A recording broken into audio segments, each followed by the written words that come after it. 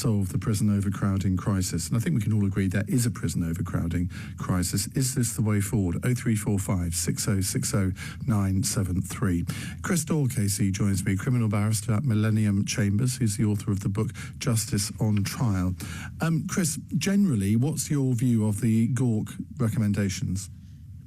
Well, my view generally is it's a step in the right direction, but it's in many cases some of the wrong steps, and in other cases steps not far enough. So just to break that down a little, I disagree with a number of the observations from your introduction, but that doesn't matter for now, because I think we could probably all agree that the most important thing is to stop dangerous people such as potential sex offenders, rapists, and those who commit acts of violence against members of the public from being on the streets when they remain dangerous. Whereas for the vast majority of the prison population who haven't committed those offences, and in fact it's only about 32% of prisoners who have committed a violent offence at all, for the vast majority of the rest, prison is simply the worst possible place to send them, because it causes in the future the most future harm, and that means, Ian, the most important thing of all is the most victims of crime. And that's a direct result of the fact that prison does not rehabilitate, and when people come out, they're usually more dangerous than when they went in. So if you can avoid sending them there, that's what you should do. But do these reforms reflect what you've just said?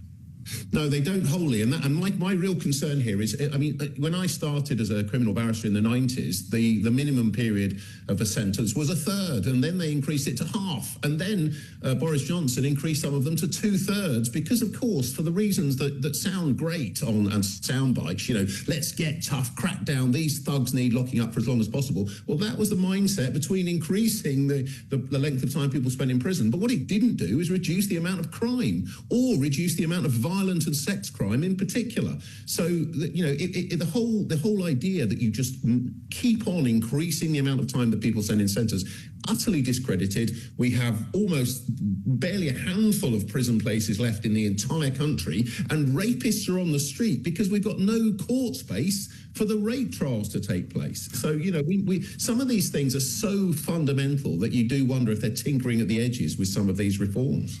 There's another issue here, though, isn't there? If it's reduced to a third, then the probation system comes under more pressure. And I know just from anecdotal experience what those pressures are at the moment, where you have, it's a bit like some other areas of public service, where probation officers are leaving the service in their droves because they cannot cope with the workload. So unless the government addresses that, you could actually have a crisis just as serious as the prison crisis in the probation service if there aren't enough probation officers to go round.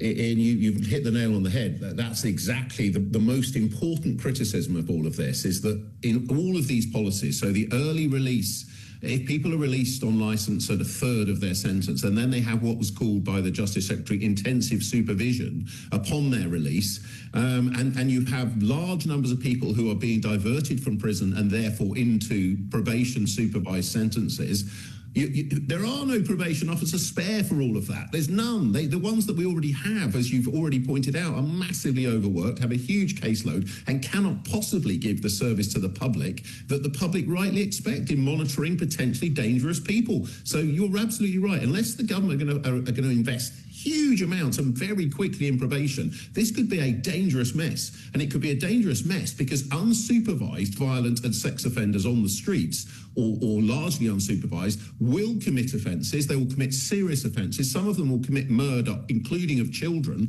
and that is where the public needs to be the most frightened. Forcible chemical castration, not for you or me, but just yes or no?